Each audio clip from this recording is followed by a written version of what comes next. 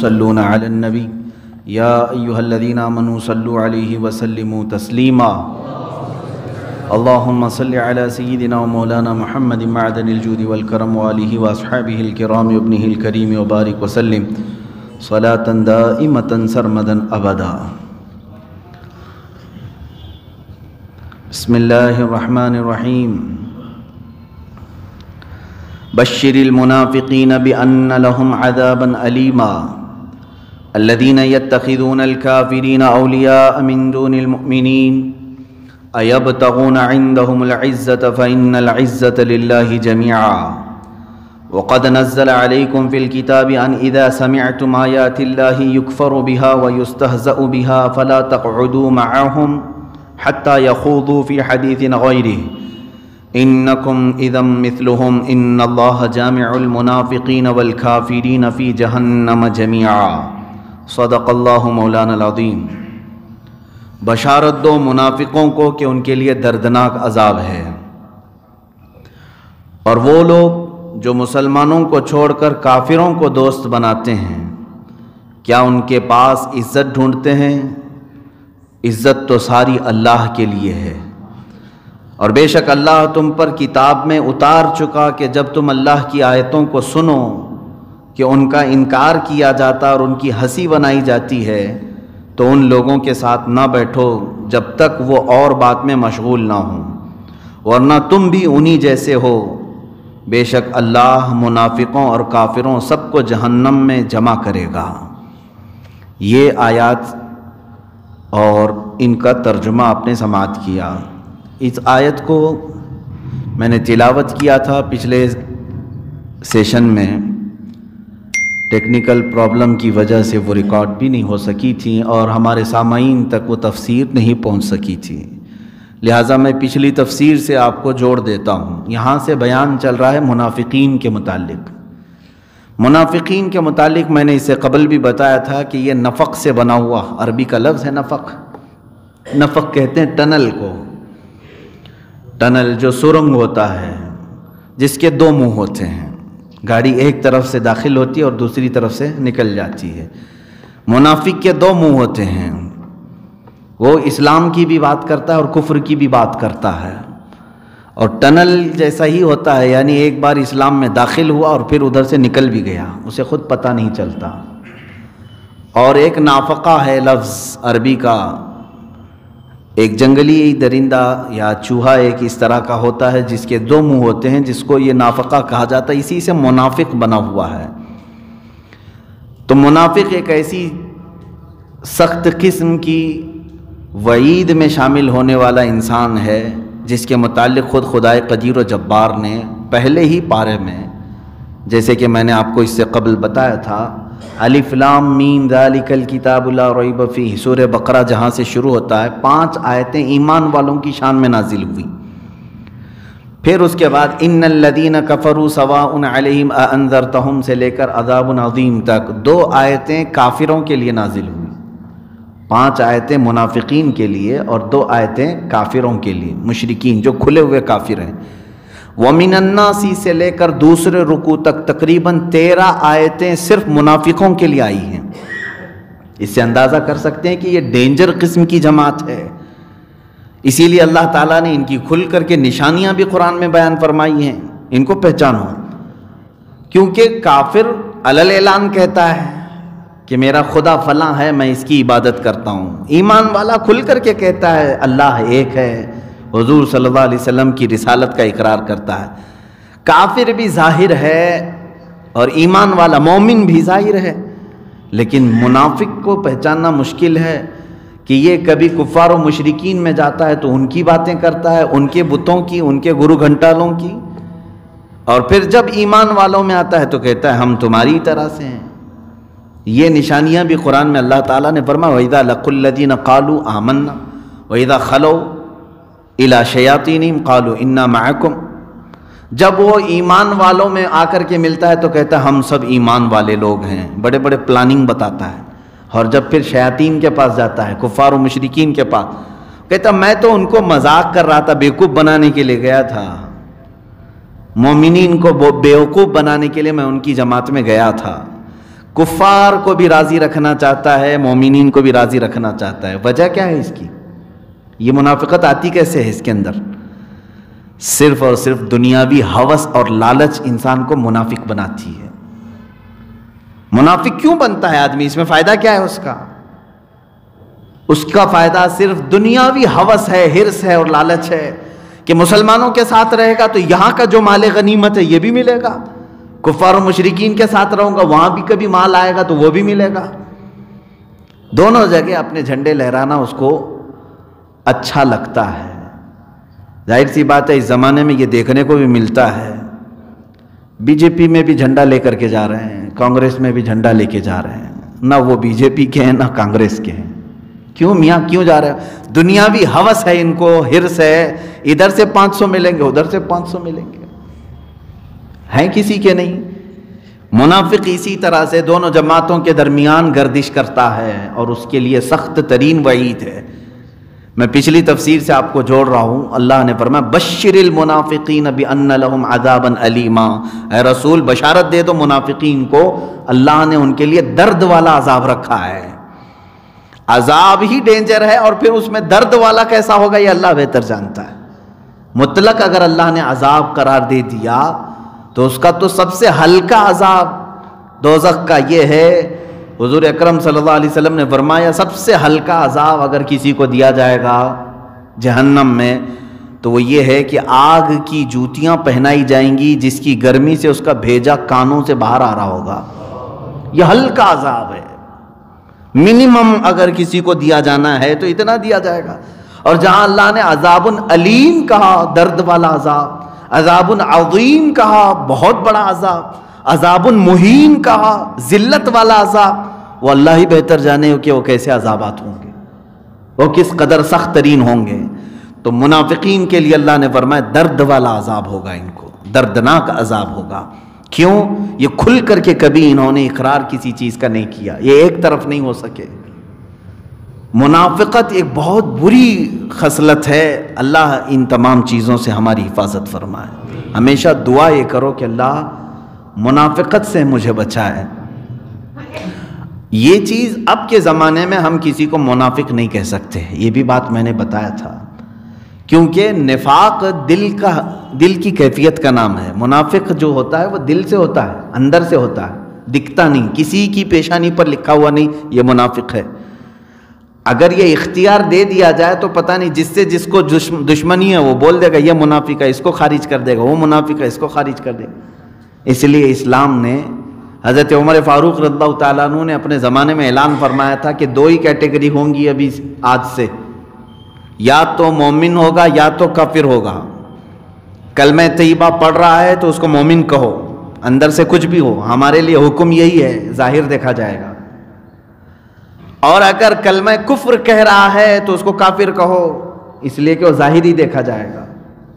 تو آج کے زمانے میں ہم منافق کسی کو ٹارگٹ کے ساتھ کہہ نہیں سکتے ہیں, کیونکہ یہ دل کے اندر چھپی ہوئی چیز ہوتی ہے, اور یہ باتیں تو اللہ کے نبی ہی بتا سکتے ہیں, یا ان کی عطا سے, اللہ کی عطا سے کوئی اور محبوب بندہ جان لے تو الگ بات ہے, لیکن دلوں کے اندر چھپی ہوئی چیز کو ہم نہیں بتا سکتے. اب یہاں پر ہم کسی کو ٹارگٹ کے ساتھ منافق تو نہیں کہہ سکتے, لیکن علامات منافقت جو نفاق کی علامتیں ہیں وہ تو ہمیں حدیث نے بھی بتائی ہے اور قرآن نے بھی بتائی ہے. یہ چیزیں دیکھو, اگر یہ منافقت کی علامتیں پائی جا رہی ہیں تو ایسوں سے دور ہو جاؤ, اپنے آپ کو دور کر لو. وجہ کیا ہے؟ اے مومنو, تم پاک جماعت ہو, شیشے کی طرح اللہ تعالیٰ نے تمہیں سنبھال کر رکھا ہے, بہت پاک بنایا ہے, اور ان کی مجلسوں میں جاؤ گے تو ان کی گندھ تمہارے شیشے پر پڑے گی, جس سے تمہارے اندر بھی غلاظتیں آ جائیں گی. ہم نے دیکھا ہے اچھے اچھے لوگوں کو جب ایسے لوگوں کی محفلوں میں بیٹھ کر کے آتے ہیں تو پھر نیوٹرل باتیں کرنے لگتے ہیں, ارے نہیں وہ بھی چلنا چاہیے, یہ بھی چلنا چاہیے. ہم نے محسوس کیا یہ گند اس کے اندر آئی کہاں سے؟ یہ مجلسوں کی صحبت ہے, ان صحبتوں کا اثر ہے. لوگ یہ کہتے ہیں ہم کو کہ یہ تفرقہ والی باتیں نہ کریں, سب کو ملا کر کے لے جانے والی باتیں کریں. میرے عزیز, اگر ایسا ہی تھا تو اللہ ہی کیوں نہیں سارے لوگوں کو ایک بنا دیا؟ قرآن میں اللہ فرماتا ہے وَلَوْ شَاءَ رَبُّكَ لَجَعَلَ النَّاسَ أُمَّةً وَاحِدَةً، اگر تمہارا رب چاہتا تو پورے انسانوں کو ایک ہی امت میں بنا دیتا. اللہ چاہتا تو سارے لوگوں کی زبان ایک ہوتی، سارے لوگوں کا دین ایک ہوتا. نہیں، یہ تو دارالعمل ہے، اللہ نے تمہیں اختیار دے کر کے بھیجا ہے، جاؤ. اور اللہ تبارک و تعالیٰ نے مختلف رکھا ہے ہر ایک کی طبیعت کو، ہر ایک کے مزاج کو. تو یہاں ہمیں پہچاننے کے لیے ہی تو بھیجا گیا ہے. اگر ہم پورے ریڈی مومن ہی آ جاتے دنیا میں تو پھر ہمارا امتحان کس بات کا تھا؟ یہ دارالعمل ہے، دارالامتحان ہے، امتحان کا گھر ہے، یہاں پر پہچانا جائے گا. اب منافقین کی جو صفات ہیں وہ بہت ساری ہیں، اس میں سے چند یہ ہیں. میں نے پچھلی تفسیر میں بھی آپ کو بتایا تھا کہ ان کو بعض بزرگوں نے چوہے سے مشابہت دی ہے. چوہے سے ان کی مشابہت دی. منافق جو ہے چوہے کی طرح ہوتا ہے. کیا کرتا ہے؟ تمہارے گھر کے اندر ہوتا ہے، تمہیں معلوم ہی نہیں پڑتا، اور کاٹتا ہے مین چیزوں کو. کبھی کرنٹ کی تار کاٹ دیتا ہے، کبھی گیس کے پائپ کو کاٹ دیتا ہے، اور کبھی جو ہے چاول کے تھیلے کو کاٹ دیتا ہے، جو تمہارا کھانے پینے کی چیزیں اس کو خراب کر دیتا ہے. بڑے بڑے نقصانات کرتا ہے چھوٹا سا منہ. اور اکثر لوگوں کو معلوم بھی نہیں ہوتا ہمارے گھر میں چوہا ہے. ہوتا یہی ہے. منافقین جس جماعت میں ہوتے ہیں وہ اپنا ظاہر نہیں کرتے اور مین وائرنگ کو کاٹنے پہ لگے رہتے ہیں. اسی لیے بزرگوں نے فرمایا کہ یہ منافق جب تمہاری جماعتوں میں آ جائے تو سیدھے تمہارے جو مدینے سے کنیکشن ہے اسی تار کو کاٹنے کا کام کرتا ہے، مین وائرنگ پر حملہ کرتا ہے. اولیاء کاملین کے قریب جانے سے تمہیں جو روک رہا ہے یہ کٹنگ ہی تو ہو رہی ہے. ہم تو رزق کے دروازے دیکھ رہے تھے، اللہ والوں کی بارگاہ سے ہمیں رزق کی فراوانی ہوگی، یہ سارے چاول کے تھیلے کاٹ ہی دیا انہوں نے. بہت سارے ایسے ہیں بیچارے جو کٹے ہوئے ہیں. اسی لیے علامہ نظمی میاں رحمۃ اللہ تعالی علیہ نے فرمایا تھا نجدی تیرا ٹھکانہ کیا، تو تو کٹی پتنگ ہے.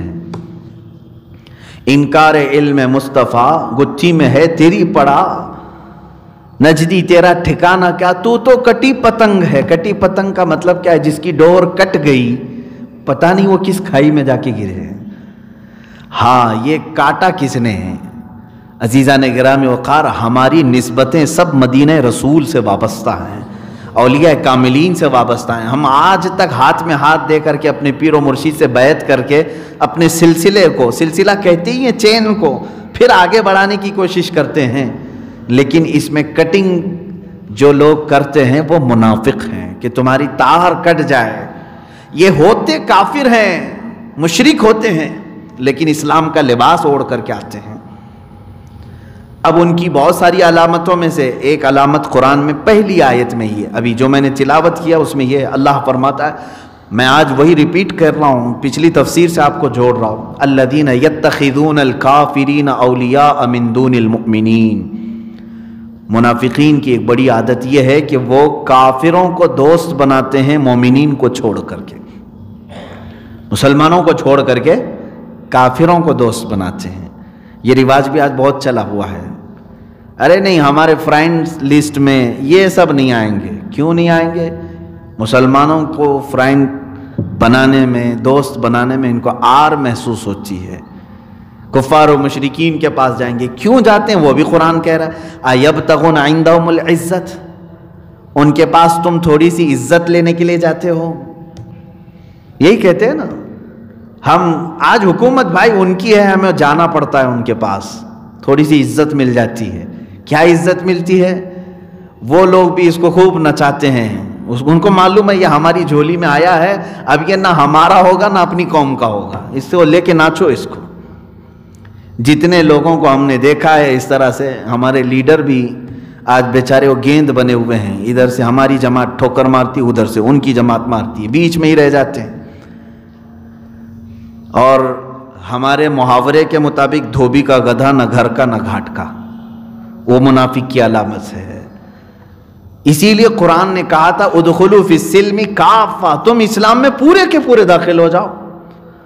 جب آج کفار و مشرکین میں ان کا کوئی بھی شخص اس طرح کے سیکولرزم میں آنا پسند نہیں کر رہا ہے، وہ پیورٹی چاہ رہے ہیں، تو تمہیں کون سی بیماری لگی ہے یہ سیکولرزم کی؟ تم بھی کامل بنو، تم بھی کامل مومن رہو، کامل مسلمان بن کر رہو۔ اور میں یہ بات نہیں کہہ رہا ہوں، ہندو آج جو بات کر رہے ہیں اپنے دین کی وہ اچھی بات کر رہے ہیں، ٹھیک ہے، ظاہر سی بات ہے، اگر وہ ہندو ہیں تو پورے ہندو ہی ہونا چاہیے ان کو، اگر کوئی سکھ ہے تو اسے پورا سکھ ہی ہونا چاہیے، ٹھیک ہے۔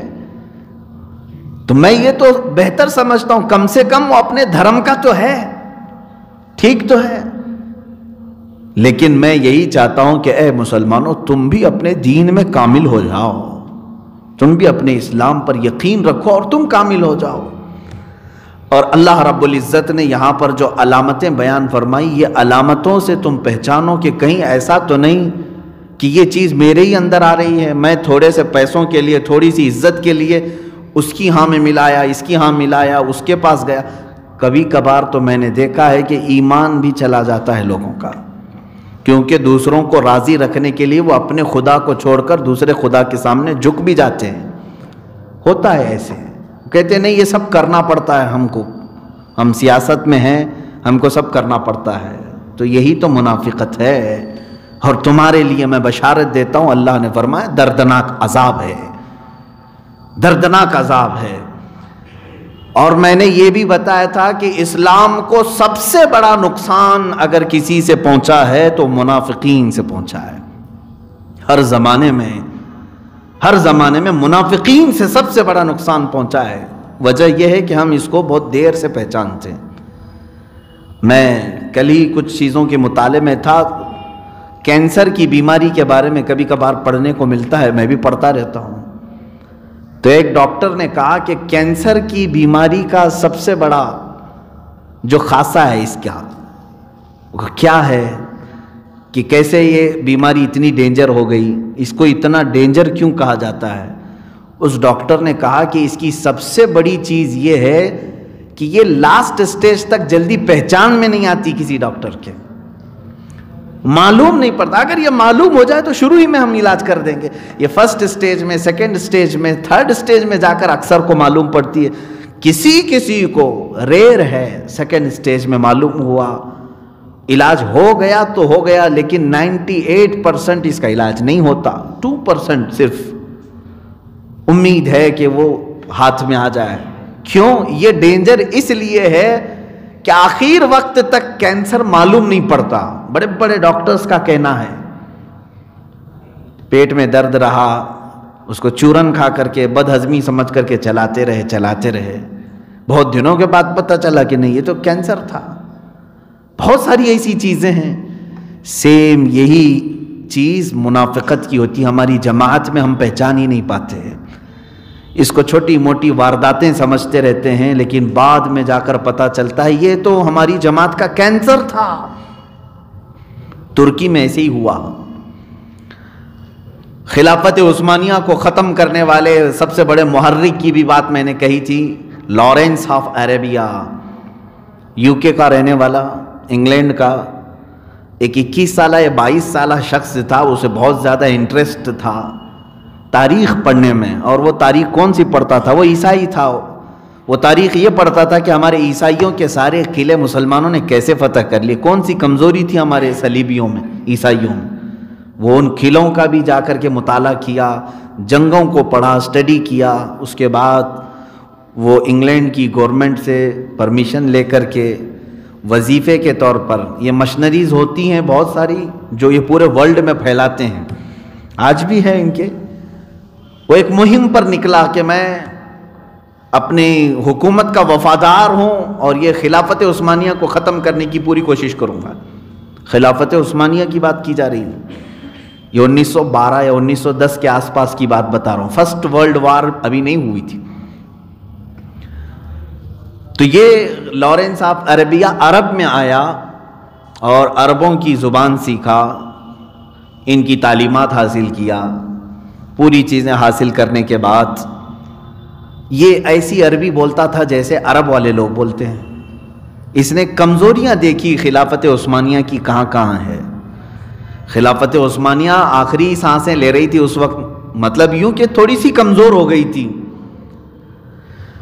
لیکن پھر بھی معمولی بات نہیں تھی۔ 40 کنٹریز جو آج کی ہیں، آج 40 کنٹریز خلافت عثمانیہ کے انڈر میں آتی تھی، اتنی بڑی وہ حکومت تھی، اس کو ہلا دینا معمولی بات نہیں تھا، معمولی بات نہیں تھی۔ لارنس آف عربیہ نے تقریباً 4 یا 5 سال محنت کی، عربوں میں داخل ہوا، ان کے اندر تعصب کو جگایا۔ تعصب کیا ہوتا ہے؟ عصبیت، علاقائی عصبیت، جیسے ارے تم کرناٹکی ہو، وہ بہاری ہے، یہ بنگالی ہے، یہ راجستھانی ہے، یہ گجراتی ہے، یہ علاقائی تعصب۔ اسلام میں اس بات کی اجازت نہیں ہے۔ اگر تعصب یا عصبیت ہوتی تو کبھی بلال حبشہ سے آ کر کے حضور کے خادم نہیں بنتے، صہیب روم سے آ کر، سلمان فارس سے آ کر، یہ تمام دیگر علاقوں کے صحابہ آئے رضوان اللہ تعالی علیہ مجمعین، اور مدینے میں ایسے رہتے تھے جیسے ایک ماں کے بیٹے رہتے ہوں۔ علاقائی عصبیت ہمارے ہاں جائز نہیں، لیکن منافقین جو ہے اس عصبیت کو ابھارتے ہیں ہر جگہ، اس عصبیت کو کہ تمہارا وطن ہے، دوسرے آ کر کے اس پر قبضہ کیے ہوئے ہیں، تمہاری زمین ہے۔ تو عربوں کے ساتھ بھی اس نے یہی کیا، ترکی لوگ آ کر کے تمہارے اوپر حکومت کر رہے ہیں، زمین تو تمہاری ہے، عرب ہو تم، برسوں سے تم عربی، اور وہ ترکی ہیں۔ مکہ پر ترکیوں کا قبضہ ہے، مدینے پر ترکیوں کا قبضہ ہے، ساری جگہوں پر حکومت ان کی ہے، تم کیا کر رہے ہو؟ ظاہر سی بات ہے، یہ بیج جب بو دیا جاتا ہے، دھیرے دھیرے دھیرے یہ پودے نکلنے شروع ہو جاتے ہیں، زمانہ لگتا ہے۔ لارنس آف عربیہ عربی لباس پہنتا تھا، جبہ پہنتا تھا، وہ شماغ پہنتا تھا، اقال پہنتا تھا، یہ تمام چیزوں کے ساتھ اس نے گورنر مکہ، اس وقت ایک حسین نام کا شخص تھا، اس کو جا کر کے لالچ دیا کہ تو ترکیوں کے خلاف بغاوت کر، میں تجھے انگلینڈ کی حکومت سے تعاون دلاؤں گا اور تیرا پورا ایک علاقہ میں تیرے حوالے کرواؤں گا۔ شروع میں تو اس نے انکار کیا کہ ایک عام آدمی اگر یہ اتنا بڑا آفر دے تو اس کو خاطر میں نہیں لایا، لیکن لارنس آف عربیہ ظاہر سی بات ہے ایسے چھپ کر کے کام کرتا رہا۔ اس نے ڈھونڈا پورے عرب میں ایک مشہور خاندان کو جو ڈاکہ زنی پر مشہور تھا، وہ ڈاکوؤں کا خاندان تھا، لوگ ان سے ڈرتے بھی تھے۔ ظاہر سی بات ہے گنڈوں سے لوگ جو ڈرتے ہیں وہ عزت کی وجہ سے نہیں، جیسے کتے سے بھی ہم ڈرتے ہیں اس لیے کہ کاٹ لے گا۔ بعض گنڈے یہ سمجھتے ہیں، دیکھتے ہیں سارے لوگ کیسے مجھ سے ڈرتے ہیں، عزت کرتے ہیں میری، عزت نہیں میاں، وہ کتوں سے جیسے ڈرتے ہیں ویسے آپ سے بھی ڈرتے ہیں۔ ایسے ہی عربی وہ قبیلہ تھا، وہ گنڈوں کا قبیلہ تھا، ڈاکوؤں کا قبیلہ تھا، جو آج بھی سعودی پر حکومت کر رہا ہے، محمد بن سعود کا خاندان۔ لارنس آف عربیہ ان کے پاس پہنچا، انہیں لالچ دیا، ان کو صرف پیسوں سے مطلب تھا، زمین سے مطلب تھا، اور وہ اس لالچ میں وہ آ گئے اور بغاوت شروع کر دیا، جگہ جگہ ان لوگوں نے لوٹ مار شروع کر دی۔ ترکی جو تھے وہ سمجھ ہی نہیں سکے، علاقے سنبھال نہیں سکے، انہوں نے فوجی چھاونیوں پر بھی حملہ کیا۔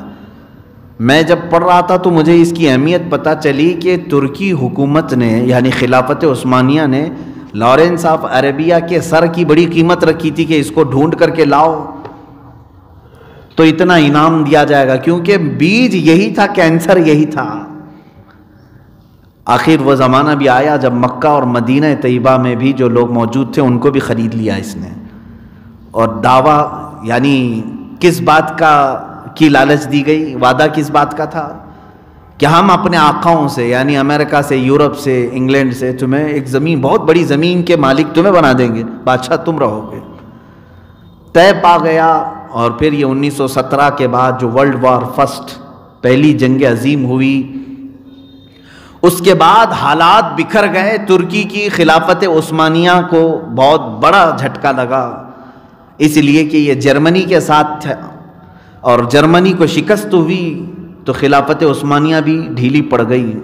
فرانس، یورپ، امریکہ یا انگلینڈ جو ایک طرف تھے یہ غالب آ گئے، وہیں سے ان کا غلبہ شروع ہوا، اس سے پہلے کوئی سپر پاور نہیں تھا۔ یہ فرسٹ ورلڈ وار کے بعد یہ غلبے میں آئے، یورپ، انگلینڈ وغیرہ، ورنہ پہلے تو ہمارا سکہ بولتا تھا۔ خلافت عثمانیہ 650 سال تک سپر پاور یہی تھی۔ فرسٹ ورلڈ وار کے بعد پھر ان کے حوصلے بڑھ گئے، خلافت عثمانیہ کو انہوں نے ختم کرنے کے لیے پوری ایڑی چوٹی کا زور لگایا، اور عربوں میں داخل ہو کر کے لارنس آف عربیہ نے عربوں کو خود ابھارا تھا۔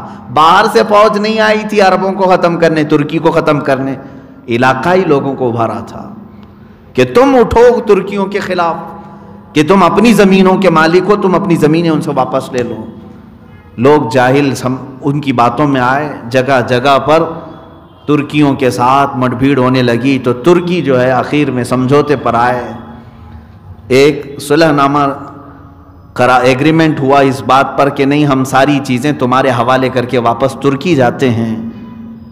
معاہدہ ہوا، ایگریمنٹ ہوا، اس لیے کہ ہم نہیں چاہتے کہ مکہ اور مدینے میں مسلمانوں کا خون بہایا جائے، ان مقدس شہروں کو ہم خون سے لال نہیں کرنا چاہتے، شریف لوگ تھے وہ۔ تو تقریباً 1923 میں یہ معاہدہ ایگریمنٹ قرار پایا، اور اس کے بعد ترکی وہاں سے چھوڑ کر چلے گئے۔ لیکن آج بھی ان کے عشق رسول پر میں واقعی اللہ کا شکر بھی ادا کرتا ہوں کہ اب بھی امت مصطفیٰ صلی اللہ علیہ وسلم میں ایک جماعت ایسی ہے جو عظمت رسول کی قائل ہے۔ ان ظالم وہابیوں نے پوری دنیا میں اپنی سڑن اور اپنی بدبو پھیلا کر کے یہ کہا کہ اسلام یہی ہے۔ ترکی جب جانے لگے تو کوئی چیز وہاں سے نہیں لے گئے، بلکہ ایگریمنٹ یہ کیا، رسول کریم صلی اللہ تعالی علیہ وسلم سے وابستہ جتنے تبرکات ہیں ہم سب ترکی لے جائیں گے۔ ان وہابیوں نے چھوڑ دیا، لے جاؤ، یہ ویسے بھی ان کو کیا مطلب تھا تبرکات سے، اگر وہ رکھ کر جاتے تو شاید یہ لوگ سب جلا دیتے، شرک کے نام پر، توحید کے نام پر سب ختم کرتے، بہت ساری چیزیں انہوں نے مٹا دیا، ختم کر دیا۔ ایگریمنٹ ہوا اور اس کے بعد چلے گئے۔ میرے عزیزو، اس کا پس منظر میں بتا کر آپ سے صرف اتنی بات کہنا چاہتا ہوں، 650 سال پر پھیلی ہوئی خلافت عثمانیہ جب دم توڑنے لگی، اپنے ہی علاقوں میں عرب میں کمزور ہوئی، تو کس کی بدولت، کس کی وجہ سے؟ ایک منافق کی وجہ سے، لارنس آف عربیہ، جس کینسر کو شروع میں نہیں پہچانا گیا تھا۔ یہ اسی طرح سے جڑیں کاٹتے ہیں اور وائر کاٹتے ہیں، مین جگہوں پر یہ حملہ کرتے ہیں۔ یہ اتنا بڑا نقصان کر کے گیا جس کا خمیازہ بھگتتے بھگتتے آج امت کو 100 سال ہو گئے۔ اور ہندوستان کی تاریخ میں بھی میں نے یہ پچھلی مرتبہ عرض کیا تھا کہ آزادی کا سب سے بڑا فریڈم فائٹر پہلا وہ شہید ٹیپو سلطان ہیں علیہ الرحمت والرضوان۔ ان کی کاوشیں اگرچہ آج لوگ بھول چکے ہوں، لیکن جب ابھی کہیں سے انگریزوں کے خلاف کوئی بات نہیں کرتا تھا، اس وقت اس مرد مجاہد نے ان کے خلاف جنگیں لڑی ہیں اور ان سے کہا ہے کہ تم ظلم کے طور پر ہندوستان پر قابض ہوئے ہو، لیکن ان کی پوری مساعی جمیلہ، ان کی جتنی کوششیں تھیں، آپ ہماری کتابیں تو چھوڑیں، انگریزوں کی کتابیں پڑھیں تو پتہ چلے گا۔ انگریز لکھتا ہے کہ ہندوستان میں جانے کے بعد انڈیا میں سب سے زیادہ خطرہ ان کو جس سے تھا وہ ٹیپو سلطان سے تھا، بہت بڑا مقابلہ تھا ان کا۔ اور حتیٰ کہ میں نے تاریخ میں یہ پڑھا ہے کہ ٹیپو سلطان شہید ہو گئے، ان کی لاش کو اٹھانے کے لیے نہیں جا رہے تھے، ڈر رہے تھے۔ ان کے جسم پر ایک کوا آ کر بیٹھا، تب انہیں پتا چلا کہ ان کی موت ہو گئی، تب تک تو قریب بھی نہیں جا رہے تھے، اتنا خوف، اتنی ہیبت تھی۔ لیکن اس مرد قلندر، اس مرد مجاہد کو اگر نقصان اٹھانا پڑا ہے تو انگریزوں کی فوج سے نہیں، اپنے اندر موجود منافقین، میر صادق، نظام حیدرآباد، ان لوگوں نے دھوکہ دیا تھا ٹیپو سلطان کو۔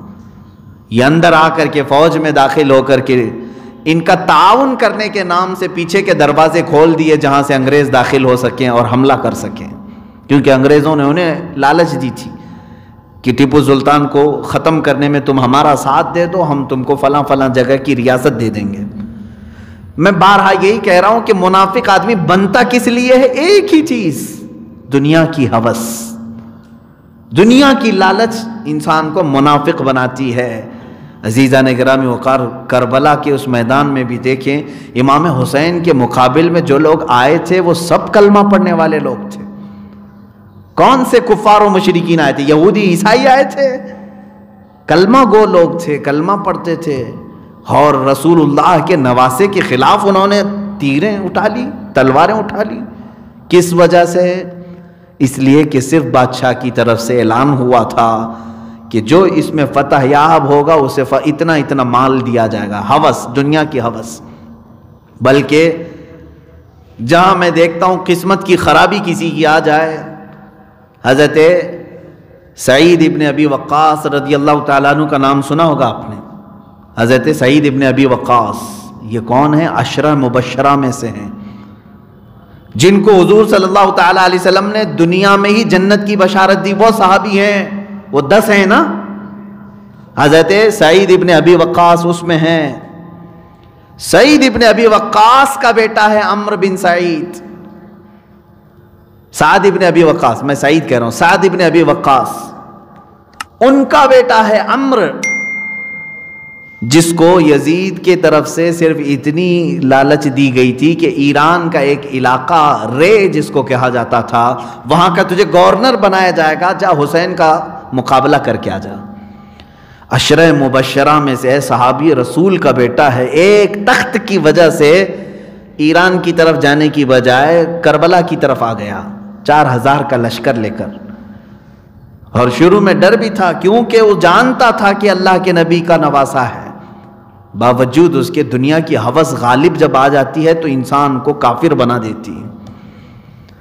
10ویں محرم تھی جب اس نے تیر اٹھایا اور تیر پھینک کر کے خیمہ حسین کی طرف، سارے کوفیوں سے کہا ہے کوفیوں گواہ رہنا، جب یزید کے پاس یہاں کا قصہ بیان کیا جائے تو یہ بیان کرنا کہ سب سے پہلے حسین کی طرف تیر چلانے والا سعد ابن ابی وقاص کا بیٹا عمر ہے، وہ یہ کہہ کر کے تیر چلایا اس نے، اور انجام بھی بہت برا ہوا۔ سر حسین کو انہوں نے جدا کیا جسم ناز سے، اور پھر اس کو گھمایا، جو کچھ بھی کیا، لیکن نہ اس کو رے کی حکومت ملی، نہ ایران کی کوئی بادشاہت ملی۔ 2 سال نہیں گزرے تھے کہ اس کی جان پر ایسی آفت آئی، مختار سقفی نے اس کو ٹکڑے ٹکڑے کر کے مار دیا۔ اسی کو کہتے ہیں نا دھوبی کا گدھا، نہ گھر کا نہ گھاٹ کا، گدھا نہیں کتا، نہ خدا ہی ملا نہ وصال صنم، نہ ادھر کے رہے نہ ادھر کے رہے۔ یہ منافقین ایسے ہوتے ہیں کہ ان کو نہ ایمان والوں کی صحبت میسر آ سکتی ہے، نہ کفار و مشرکین کی، کچھ بھی نہیں۔ اسی لیے اللہ تعالیٰ فرماتا ہے کہ منافقین یہ سمجھتے ہیں کہ ہم سب کو دھوکہ دے رہے ہیں، در حقیقت وہ خود اپنے آپ کو دھوکہ دے رہے ہیں، وہ خود اپنی ذات کو دھوکہ دے رہے ہیں کہ تم آخرت میں دردناک عذاب مول لے رہے ہو اور تمہیں پتہ ہی نہیں ہے۔ یہ کیسے ہے کہ جو شخص ایک درخت پر بیٹھے، ٹہنی پر بیٹھے اور کاٹنے لگے اس کو آری لے کر کے، تو گرے گا کون؟ دنیا گرے گی، جو تماشا دیکھ رہے تھے، جو لوگ دیکھ رہے تھے وہ گریں گے، وہ خود کھائی میں گرے گا جس ٹہنی کو وہ کاٹ رہا ہے۔ اسی طرح منافقین اسلام میں آ کر کے یہ سمجھتے ہیں عظمت رسول پر حملہ کر کے، اولیاء کی مزارات پر حملہ کر کے، ان کو مردہ کہہ کر کے ہم یہ تمام عقائد ان کے اندر سے ہٹا دیں گے، ختم کر دیں گے۔ در حقیقت تو خود اپنے جہنم میں جانے کا سامان بنا رہا ہے، خود اپنے جہنم میں جانے کا سامان بنا رہے ہو۔ دھوکہ کس کو دے رہے ہو؟ تم خود اپنے آپ کو دھوکہ دے رہے ہو۔ اب آگے کی آیتیں سنیں میرے عزیز، یہ پچھلی تفسیر میں بھی میں نے یہ باتیں عرض کی تھیں۔ اچھا اب علاج کیا ہے ان کا؟ ایک جاتے جاتے یہ بھی علاج بھی بتا دوں۔ منافقین کو بعض بزرگوں نے کیا فرمایا؟ چوہے کے مانند ہیں، کاٹتے ہیں نا، قطر بینی۔ گھر میں چوہا ہوتا ہے تو وائرنگ کاٹ دیا، تھیلے کاٹ دیا، کھانا ادھر کا ادھر کر دیا، یہ تمام چیزیں ہوتی۔ اور اسی لیے حدیث رسول میں یہ بھی ہے نا، فرمایا گیا کہ رات کو چراغ گل کر کے سو۔ کیوں؟ فرمایا گیا چوہا، شیطان جو ہے چوہے کی شکل میں آئے گا، چراغ کو کھینچ کر کے کپڑوں کے پاس لے جائے گا، گرائے گا، آگ لگے گی جس سے تمہارا پورا گھر بھی جل سکتا ہے، آگ لگانے کا کام بھی کرے گا۔ تو چوہا بڑا اس طرح کا دشمن ہے کہ سمجھ میں نہیں آتا، لیکن ہوتا گھر میں ہے۔ کیا کرتے ہیں آپ چوہوں کے لیے؟ یا تو پھر آج کی چوہا مار دوائیاں ہیں وہ یوز کرتے ہیں، لیکن ہمارے ہاں ہمارے بزرگوں نے تو کہا ہے کہ ایک بلی پال لو، ضروری نہیں کہ وہ ہر چوہے کو پکڑے گی، گھر میں اگر وہ گھومتی رہے، خالی آواز بھی آتی رہے تو چوہا آئے گا نہیں، ہوتا ہے نا، بلی کی اگر آواز بھی آتی رہے تو چوہے گھر میں آتے نہیں. اسی مثال کو میں نے محسوس کیا, بزرگوں نے صحیح مثال دی ہے. اب مومنین کو چاہیے کہ اگر تمہاری جماعت میں کوئی منافق نہ آئے تو کوئی عاشق رسول عالم اہل سنت اپنے محلے میں ہونا چاہیے, اپنی جماعتوں میں ہونا چاہیے. اگرچہ وہ ہر منافق کو نہ پکڑے لیکن اس کی آواز سے ہی بہت سارے منافقین راستہ بدل لیں گے. نہیں آتے, ہم نے دیکھا ہے بہت ساری جگہوں پر. میں اپنے لیے نہیں کہہ رہا ہوں, علماء اہل سنت اور ہر مسلمان کو چاہیے کہ تم اپنی صحبتیں باعمل علماء کے پاس گزارو, اس لیے کہ صحبت کا اثر ہوتا ہے. اپنے اللہ تعالیٰ نے جو تمہیں وقت دیا ہے اس وقت میں تھوڑا وقت نکالو. امام غزالی رحمۃ اللہ تعالیٰ علیہ فرماتے ہیں, یک طاعت با صحبت اولیاء بہ از طاعت بہ از 100 سالہ طاعت بیریا. فرماتے ہیں 100 سال اگر تم عبادت کرو گے, 100 سال عبادت کرو گے, اس سے بہتر ہے کہ ایک لمحہ کسی اللہ کے ولی کی بارگاہ میں گزارو, باعمل عالم دین یا کسی شیخ کی صحبت میں گزارو. وجہ کیا ہے؟ اس لیے کہ یہاں تمہارے دل زندہ ہوتے, ایمان تازہ ہوتا ہے. اور منافق یہ چاہے گا کہ تم کسی عالم کے قریب نہ جاؤ, کسی کے پاس نہ جاؤ. ہمارے پاس ایک نوجوان آیا, یہ ممبئی کی بات ہے, اس کا پیر جو ہے وہ 8 خدا کو مانتا ہے, چیلنج کرتا ہے دنیا کے کسی کو بھی بولو میں ثابت کر کے دکھاؤں گا کلمہ لا الہ الا اللہ میں 8 خدا ہے. زندیق ہے, شیطان ہے. وہ لباس تو ہمارا پہنا ہوا ہے, بڑا عمامہ بھی ہے, جبہ بھی ہے, سب ہے. پیرا مریدی بھی چل رہی ہے, بہت مرید بھی ہو رہے ہیں, لیکن ان کے مریدین کوئی آتے نہیں تھے. ایک بھٹک کر کے آ گیا تھا بیچارہ, آیا اور اس نے دوسرے علاقے میں مجھ سے ملاقات کر کے کہا حضرت ایک بات کی خلیش ہے, پیر صاحب ہیں ہمارے اور وہ کہتے ہیں کہ کلمے میں 8 خدا ہے. کبھی کبھار مجھے وسوسہ ہوتا ہے, ہمارا اسلام تو کہتا ہے کوئی خدا نہیں سوائے اللہ کے, 8 کیسے ہوں گے, کیسے ثابت کریں گے؟ تو مجھے پہلی مرتبہ میں نے سنا تھا, میں نے کہا حقیقت بات ہے؟ اس نے کہا ہاں. اور پھر اس نے تصویریں دکھائی اور کیا کیا ان کے خرافات تھے. تو میں محسوس کیا کہ یہ میرے پاس آ کر کے بتایا, تو میں نے اس سے کہا تمہارے جو پیر ہیں ان کی ایک علامت میں بتا دوں؟ کہا کہ کیا؟ کہا انہوں نے تم کو مرید کرنے کے بعد سب سے پہلے یہ کہا ہوگا کہ مولانا کے پاس نہیں جانا. اس نے کہا بالکل, آپ تو دل کی بات جان لی ہے.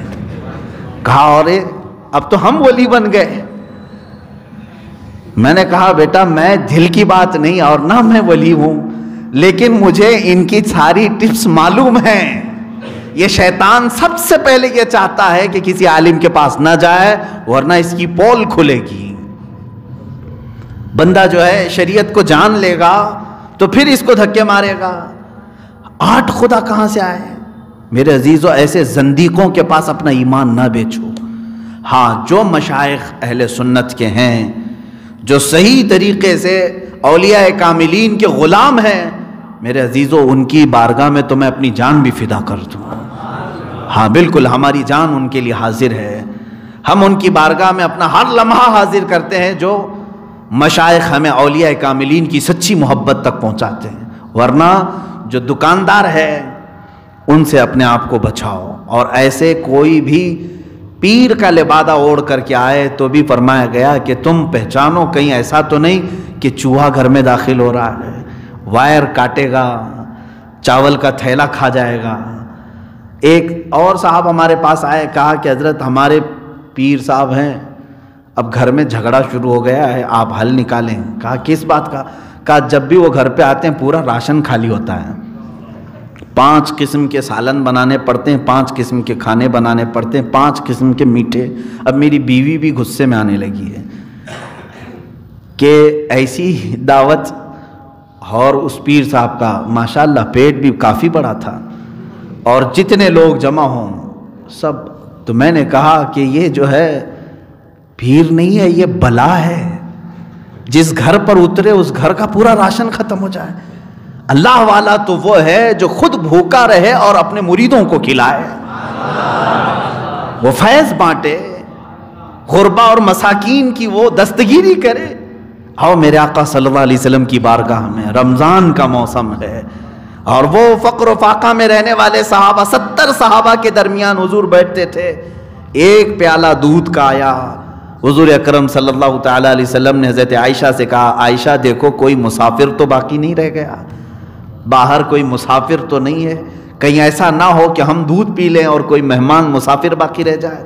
ماں عائشہ صدیقہ فرماتی ہیں، دور میں نے نگاہ ڈالی، جنت البقیع کے پاس درخت کے نیچے کوئی ایک شخص اپنی اونٹنی یا گھوڑی باندھ رہا تھا اور مسافر لگ رہا تھا۔ حضرت عائشہ کہتی ہے میں نے کہا یا رسول اللہ صلی اللہ علیہ وسلم کوئی مسافر آیا ہے؟ حضور اکرم صلی اللہ علیہ وسلم افطاری کا وقت ہے، اٹھ گئے اور اس کے پاس گئے، اس سے پوچھا سفر کے حالات، اور اس کو لے کر کے آیا، دسترخوان پر آئے اور اس کو دودھ کا پیالہ پیش کیا۔ وہ اتفاق سے ایسا تھا کہ نیا مسافر تھا، وہ پورا دودھ پی گیا، دودھ کا پیالہ پی گیا۔ ادھر 70 صحابہ ہیں اور خود میرے آقا ہیں، کھجور کی گھٹلیوں کو چوس کر کے انہوں نے افطار کیا۔ یہ ہے پیر صادق، یہ ہے مرشد برحق۔ اور جو ان کی سنتوں پر عمل نہ کرے، اپنے پیٹ کے لیے اس طرح کے بزنس کرے، تو سمجھ جاؤ کہ پھر چوہا گھر میں آیا ہے، اور ظاہر سی بات ہے اس کے لیے تمہیں ضرور کوئی بلی ڈھونڈنا پڑے گا، کم سے کم آواز تو کرے۔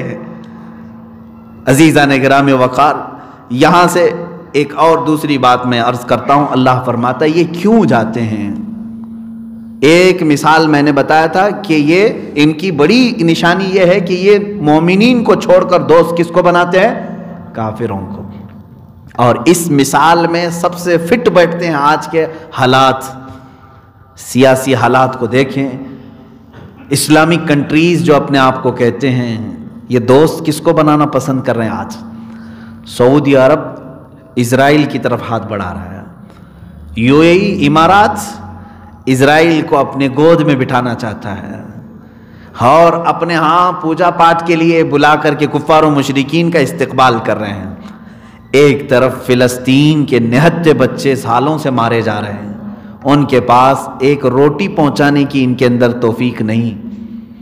ملک شام میں یہ خود حملے کر رہے ہیں سعودی والے، یمن میں تقریباً 2011-12 سے چل کر کے آج تک 8 سال سے بمباری کر رہا ہے سعودی عرب، جس کو مرکز اسلام کہتے ہیں نا لوگ۔ میرے عزیزو، علاقہ تو ہو سکتا ہے لیکن تخت پر بیٹھا ہوا حق پر ہو یہ ضروری بات نہیں ہے۔ اب تک وہی سعودی عرب 400 سے زیادہ علماء کو جیل میں پہنچایا ہوا ہے، اس میں سلفی علماء بھی ہیں، صوفی علماء بھی ہیں، سنی بھی ہیں، وہابی بھی ہیں، 400 سے زیادہ۔ کیوں؟ اس لیے کہ ان کی غلط پالیسیوں پہ وہ بات کر رہے تھے، جمعہ کے خطبے میں بول رہے تھے، اور اگر امریکہ کا صدر آئے تو اسے سونے کا ہار پہنائے، 10 کلو سونے سے بنی ہوئی تلوار گفٹ میں دے، ایک ایسا جہاز جس میں 70 کمرے ہیں شپ، وہ گفٹ میں دیا امریکہ کو۔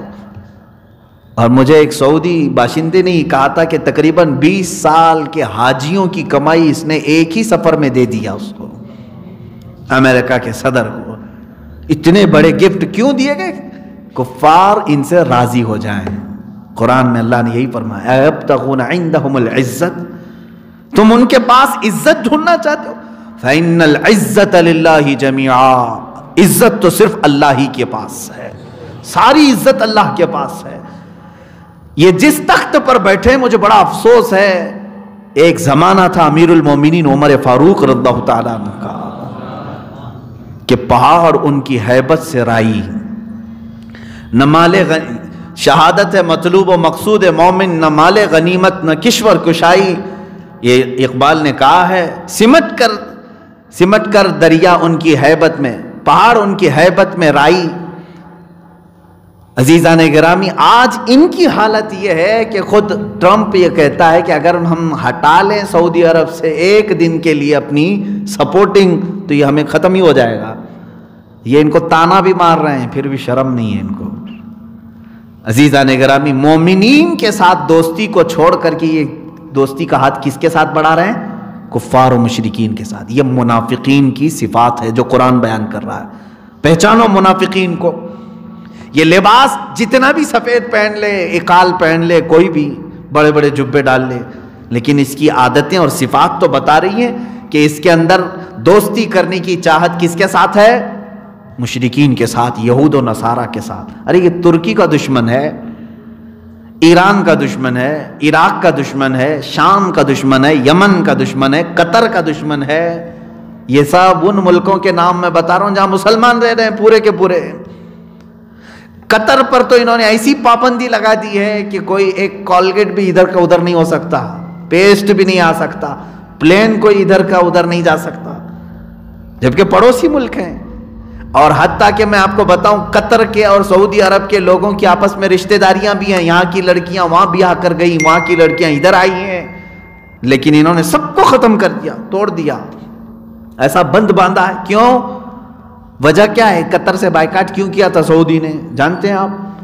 صرف اس بنیاد پر کہ وہ اسلام کی زیادہ بات کر رہا تھا۔ ان کے یہاں اخوان المسلمین، مسلم بردرہوڈ ایک تنظیم ہے، سعودی کا الزام ہے کہ یہ کٹر وادی تنظیم کا سپورٹر ہے، اس لیے ہم اس کو بینڈ کرتے ہیں۔ کٹر وادی تنظیم کا سپورٹر ہے، دہشت گردی کو پھیلا رہا۔ کون سی دہشت گردی؟ جو امریکہ کی زبان میں دہشت گرد ہے وہی سعودی عرب کی زبان میں دہشت گرد ہے۔ انہوں نے اپنے رپورٹر کو، اپنے صحافیوں کا قتل کیا، لیکن آپ جانتے نہیں ہوں گے امریکی فوجی تقریباً 20,000 سے زیادہ سعودی میں بیٹھے ہیں، ان کو خنزیر کا گوشت بھی یہی مہیا کر کے دیتے ہیں۔ ہاں صاف سی بات ہے، یہ کفار و مشرکین کے ساتھ ان کی دوستی، اٹھنا بیٹھنا ان کے ساتھ، شراب کباب ان کے ساتھ، اور مومنین سے تمہاری دشمنی، یہی تو منافقین کی صفات ہے۔ میں پوچھتا ہوں ان لوگوں سے جو آج تک چلاتے تھے ارے سعودی کو فالو کرو، سعودی کو فالو کرو، اب بھی تمہاری آنکھیں نہیں کھلی کہ ان کی غلط پالیسیوں پر؟ انہوں نے سینما تھیٹر کھول دیے پورے سعودی عرب میں صرف کفار و مشرکین کو راضی رکھنے کے لیے، پردے کو ہٹانے کا حکم دے دیا، آزادی دے دو، بیچ بنانے کا آرڈر دے دیا کہ ننگے وہاں پر بھی ناچیں۔ ایک سٹی بنانے جا رہے ہیں، یہ 5 اسٹار سٹی، جس پہ سارے کنٹریز اپنا انویسٹ کر رہے ہیں، جس میں اسرائیل سب سے بڑا انویسٹر ہے۔ سعودی عرب میں جس حجاز پاک کو، جس عرب شریف کو اللہ کے نبی صلی اللہ تعالیٰ علیہ وسلم نے ہر بے حیائی سے پاک کیا تھا، افسوس ہے کہ اس زمانے میں وہ ساری بے حیائیاں یہ لانے کی کوشش کر رہے ہیں۔ پہچانو یہ سعودی نہیں ہیں، یہ یہودی ہیں، لباس اوڑا ہوا ہے انہوں نے اسلام کا۔ جو لارنس آف عربیہ نے 100 سال پہلے ترکی کو ختم کرنے کے لیے کیا تھا، وہی آج تخت پر بیٹھے ہوئے لوگ کر رہے ہیں، پہچان نہیں پا رہے ہیں لوگ۔ یہ کینسر ہے، اس وقت تمہیں معلوم ہوگا جب یہ بہت کچھ تباہ کر چکا ہوگا۔ جیسے ترکی میں ہوا یہ کہ مصطفیٰ کمال باشا نام کے شخص کو انہوں نے اپنا لیڈر بنایا، ترکیوں نے خلافت عثمانیہ کے ختم کرنے کے بعد۔ مصطفیٰ کمال باشا کون ہے؟ اس کو کہا جاتا ہے بہت روشن خیال آدمی، بہت ترقی چاہنے والا آدمی۔ وہ ایک فوجی لیڈر تھا اور اس کو لوگوں نے ہاتھوں ہاتھ لیا کہ یہ اچھی اچھی باتیں کرتا ہے، جیسے یہاں ہندوستان والوں نے اچھے دن آئیں گے کہہ کر کے بیوقوف کو ہاتھوں ہاتھ لے لیا تھا۔ ہاں ظاہر سی بات ہے، جب کوئی ڈمرو بجاتا ہے تو اس وقت اچھا لگتا ہے، لیکن جب کھیل ختم ہو جائے تو سب کھجلی ہے اور کچھ بھی نہیں ہے۔ وہاں مصطفیٰ کمال باشا کو ترکیوں نے اٹھایا، اس نے صرف 11 سال کے اندر 650 سال سے چلی ہوئی خلافت عثمانیہ کی نشانیوں کو ختم کر دیا۔ اذانوں کو اس نے بند کروایا تھا، اذان دینے پر پابندی لگا دیا تھا۔ کون؟ مصطفیٰ کمال باشا۔ حجاب پر پابندی لگایا کہ کوئی عورت حجاب نہیں پہنے گی، آج تک اس کے اثرات باقی ہیں ترکی میں۔ یورپ کے رنگ میں رنگنے کے لیے یہ یورپیوں کا پیدا کیا ہوا شخص تھا، مصطفیٰ نام ہے، اور اس نے قرآن پاک کو تک عربی میں پڑھنے کی پابندی لگا دی تھی کہ عربی زبان ہی نہیں چلنی چاہیے، جو کچھ پڑھو وہ ترکی زبان میں ہو، قرآن ترکی زبان میں پڑھو، نمازیں ترکی زبان میں پڑھو، اذان بھی اگر دینا ہے تو ترکی زبان میں۔ کیوں؟ یہی چوہا ہے جو مین وائرنگ کاٹنا چاہتا ہے۔ عربی زبان ایسی ہے جو پوری دنیا کے مسلمانوں کو آپس میں جوڑتی ہے۔ حرم کعبہ میں جب ہم جاتے ہیں، کیا افریقی، کیا امریکی، کیا آسٹریلوی، کون کہاں سے ہے معلوم نہیں، لیکن جب اپنے رب کو پکارتے ہیں تو کہتے ہیں لبیک اللہم لبیک۔ یہ عربی زبان ہے۔ جس خطے میں بھی جاؤ نماز اگر کوئی مسلمان پڑھتا ہے تو سورہ فاتحہ ہی سے شروع کرتا ہے. اس زبان سے ہم سب کو جوڑا گیا تھا اور اس چوہے نے اسی کو کاٹنے کی کوشش کی. اس زبان کو ختم کرو. اور ترکی میں صرف 11 سال کے اندر اس نے پورا نقشہ بدلنے کی کوشش کی, بدل بھی دیا. علماء کو اس نے قید کیا, مارا, جیلوں میں ڈالا, اور جو ماڈرن تھے ان کو آگے کیا. ترکی کا لا بنایا اس نے, سمویدھان جیسے ہے, اور سیکولرزم پر ترکی قائم رہے گا, یہ وہاں پر لکھا ہوا ہے. اور اگر کوئی بھی صدر غیر سیکولر آئے تو فوج کو اختیار ہے کہ اس کا تختہ پلٹے اور فوج قابض ہو جائے. یہ آئین میں اس نے لکھوایا. ایسی ایسی چیزیں کہ پوری ترکی کو یورپ کے ہاتھوں بیچ دیا کہ ترکی اپنی ہی زمین سے کوئی فائدہ نہیں اٹھا سکے گا. دریائے فاسفورس سے جتنے بھی جہاز گزریں گے وہ کوئی ٹیکس نہیں دے گا ترکی کو. پورا یورپ ترکی کی زمین آج بھی استعمال کرتا ہے, کوئی ٹیکس نہیں دیا جائے. یہ کون ایگریمنٹ بنایا؟ مصطفیٰ کمال بادشاہ, جس نے ابھی مسجد آیا صوفیہ جو معاملہ ابھی چند دنوں پہلے آپ نے سنا ہوگا, یہ 500 سال سے مسجد تھی اور اس کو اس نے بدل کر کے میوزیم بنا دیا تھا. یہی وہ شخص تھا مصطفیٰ کمال بادشاہ. ترقی کے نام پر, ماڈرنیٹی کے نام پر, جدت کے نام پر پورے اسلام کی جڑیں کھوکھلی کر دیا تھا. لیکن جب یہ مرا تب علماء کو پتا چلا کہ یہ یہودی تھا, اسلام کا لباس اوڑھ کر کے مسلمانوں میں آیا تھا. ایک فرقہ ہے یہودیوں کا, 2 نما فرقہ, جو لوگ اپنے بچوں کا نام ہی مصطفیٰ, مرتضیٰ, محمد, احمد رکھتے ہیں, پڑھاتے بھی ہیں مسلمانوں, لیکن ان سے وعدہ لیتے ہیں, عہد لیتے ہیں کہ تم اسلام کی بیخ کنی کرو گے, جڑیں کاٹو گے, مسلمانوں میں جماعتیں بناؤ گے, ان میں فرقے پیدا کرو گے. یہ عہد لے کر کے نکلتے ہیں. انہی میں سے ایک شخص تھا مصطفیٰ کمال. میرے عزیزو, ان منافقین کی اگر فہرست گناؤ تو بہت لمبی چلی جائے گی, لیکن افسوس اسی بات کا ہے کہ ہم پہچان نہیں پاتے اور یہ بہت نقصان کر جاتے ہیں. ہونا کیا چاہیے, ان کا علاج کیا ہے؟ وہی میں نے شروع میں جو بتایا, بلی پالو. تم اہل سنت و جماعت کے علماء کی صحبت اختیار کرو, دینی کتب کا مطالعہ اپنے لیے لازم پکڑ لو. بعد میں کوئی بھی آ کر کے تمہیں بہکائے گا نہیں انشاءاللہ العزیز. اور علماء کو بھی چاہیے کہ وہ اپنی عزت و وقار کو سنبھال کر کے رکھیں. آج ہماری قوم علماء سے دور ہے تو ان کے اخلاق سے بیزار ہو کر کے دور ہو گئی ہے.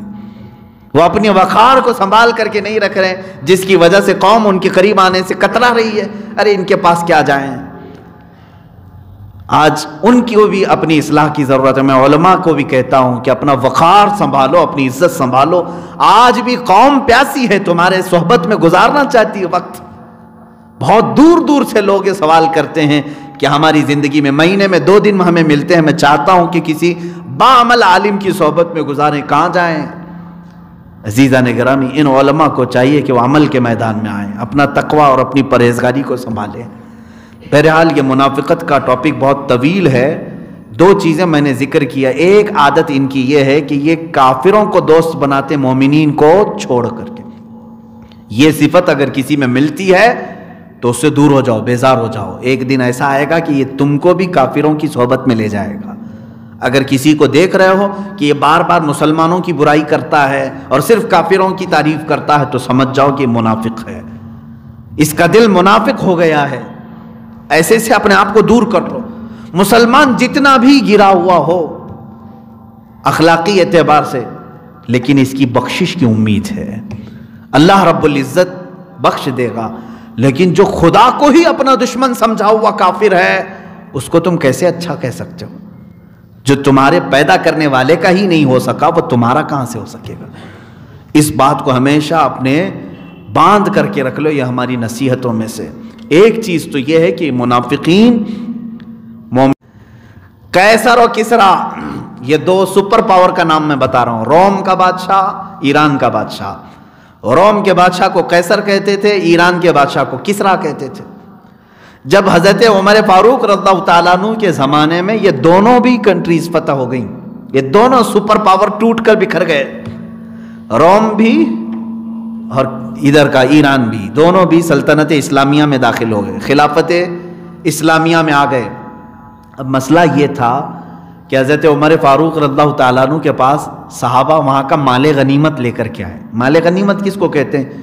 جب دشمن ساری چیزیں چھوڑ کر چلا جائے تو جو بچا ہوا مال ہے وہ فتح پانے والی جماعت کا ہوتا ہے. تو صحابہ وہاں سے مال غنیمت لے کر کے آئے. اس مال غنیمت میں ایک بہت ہی قیمتی قالین بھی آیا. وہ کسریٰ کے ہاں دربار میں بچھایا جاتا تھا. اس قالین کی اہمیت اتنی تھی کہ اگر دنیا کے کسی شخص کو بادشاہ اس قالین پر بٹھا دے تو زندگی پر فخر کرتا تھا کہ کسریٰ کے محل کے اس فلاں قالین پر بیٹھا ہوا میں آدمی ہوں. وہ فخر کر کے لوگوں کو بتاتا تھا کہ وہ بہت ہی قیمتی قالین تھا، اور ایسے ویسے کسی ہر آدمی کو بٹھاتا بھی نہیں تھا. جب کسی کو بہت نوازنا ہوتا تھا بادشاہ کو، اس قالین پر وہ بٹھاتا تھا. کسریٰ کے دربار کا قالین. اب جب کسریٰ کی ساری سلطنت ٹوٹ کر بکھر گئی تو وہ قالین بھی مال غنیمت میں آیا. صحابہ اس کو مدینہ لے کر کے آئے. رسول کریم صلی اللہ تعالیٰ علیہ وسلم کا یہ مدینہ طیبہ جہاں سیدنا عمر فاروق رضی اللہ تعالیٰ عنہ کی خلافت کا زمانہ ہے. صحابہ نے کہا یا امیر المؤمنین، مال غنیمت میں ایک بہت قیمتی چیز آج ہمارے ہاتھ آئی ہے. کہا کیا چیز ہے؟ کہا وہ قالین جس پر بیٹھنے کے لیے ہر کوئی تمنا کرتا تھا، کسریٰ بادشاہ کے دربار میں بچھا ہوا قالین، اور اس پر بیٹھ کر کے جانے والا زندگی بھر فخر کرتا تھا. آج وہ ہم لے کر کے آئیں. اس کو کہاں رکھا جائے؟ کیا آپ کی کرسی اس پر بچھائی جائے یا ممبر پر رکھا جائے؟ کہاں رکھا جائے؟ سنو میرے عزیزو، امیر المومنین نے فرمایا اے میرے صحابہ لاؤ اس قالین کو. دیکھا نہایت ہی نفیس عمدہ قیمتی قالین. حضرت عمر فاروق رضی اللہ تعالیٰ عنہ نے فرمایا مسجد نبوی کے دروازے کے باہر بچھاؤ، ہر نمازی اپنا پیر پوچھ کر اندر آئے گا. جو رسول اللہ کی مسجد میں آئے گا وہ اپنا پیر پوچھ کر کے آئے گا. یہ ہے مومن کامل جو بتاتا ہے عزت ہے تو رسول اللہ کے قدموں میں ہے. ہم قالین پر بیٹھ کر کے زندگی پر فخر کریں گے؟ فرمایا اس قالین کی حیثیت رسول اللہ کے غلاموں کے تلوے ہیں، ان تلووں کے نیچے وہ قالین ہوگا. آج یہ چند سکوں کے لیے، تھوڑی سی اپنی عزت کے لیے مشرکین کے پاس بیٹھ کر کے سوچتے ہیں کہ ایک سیلفی لے لیں گے ان کے ساتھ بیٹھ کر کے میری عزت میں اضافہ ہو جائے گا. تمہاری سیلفیاں جو ہے یہ ساری چیزیں دوزخ میں لے جائیں گی. کسی کے ساتھ بیٹھ کر کے تم یہ سوچتے ہو کہ میری عزت میں اضافہ ہو جائے گا، دکھاؤں گا میں سب کو فلاں لیڈر کے ساتھ بیٹھے ہو، یہ دیکھو سیلفی ہے. میرے عزیز تو فخر کرنا تو اس بات پر چاہیے تھا کہ میں گنبد خضرا کی چھاؤں میں آیا ہوں، میں میرے آقا صلی اللہ تعالیٰ علیہ وسلم کے دربار میں آیا. اگر اپنی نسبت پر فخر کرو تو یہ تمہارا حق ہے. اس لیے کہ حضرت عمر فاروق نے بھی بتایا، جب ان کو امیر المومنین کہا گیا تو وہ رو پڑے. کہا کہ اے لوگو، آج جو تم نے مجھے بلایا امیر المومنین، یاد رکھنا میری اپنی حیثیت تو یہ ہے کہ میں خطاب کا وہی بیٹا ہوں جس سے بچپن میں 2 بکریاں نہیں سنبھالی جاتی تھی. آج میں 6 ملکوں کا تنہا نگہبان ہوں، صرف اس لیے کہ میں دامن رسول سے وابستہ ہوں. ہماری جو عزت ہے وہ رسول اللہ کی وجہ سے ہے. اسی لیے قرآن نے کہا ہے فَإِنَّ الْعِزَّةَ لِلَّهِ جَمِيعًا، عزت جو کچھ بھی ہے وہ سب اللہ کے پاس ہے، اور اس نے اپنے محبوب کو عطا کی، اور محبوب کے صدقے میں جو ان سے قریب ہوا انہیں عزت ملی ہے. ہم نے دیکھا ہے بڑے بڑے وہ صوفیاء جو سوکھی روٹی کھاتے تھے لیکن حکومتیں ان کے پاس اپنی کرسیاں لے کر کے آتی تھی. مرد قلندر حضور سیدی آقائی سید العلماء ماہروی رحمۃ اللہ تعالیٰ علیہ، اسی ہندوستان کی مہارانا متحرہ کے بہت پرانے نہیں، سن 1975 میں آپ کا وصال ہوا ہے. یہ وہ زمانہ تھا ایمرجنسی اور ڈکٹیٹرشپ، آج جو ہے اس سے بھی زیادہ ڈینجر اندرا گاندھی کا زمانہ تھا. لیکن سید العلماء رحمۃ اللہ تعالیٰ علیہ کا اثر مومنین پر اتنا زیادہ تھا، وہ فقیرانہ زندگی گزارتے رہے. اور اس وقت ملک کی پرائم منسٹر نے یہ آفر دیا کہ آپ کو ایک MP سیٹ دے دی جائے گی، آپ راجیہ سبھا کے ممبر بن جائیں، آپ کرسی لے لیں. سید العلماء کا وہ تاریخی مقولہ ہے، آپ نے فرمایا تھا کہ الحمدللہ جس کے پاس آیت الکرسی ہے اسے تمہاری کرسی کی ضرورت نہیں. اللہ نے ایک بڑی کرسی سے نوازا ہے.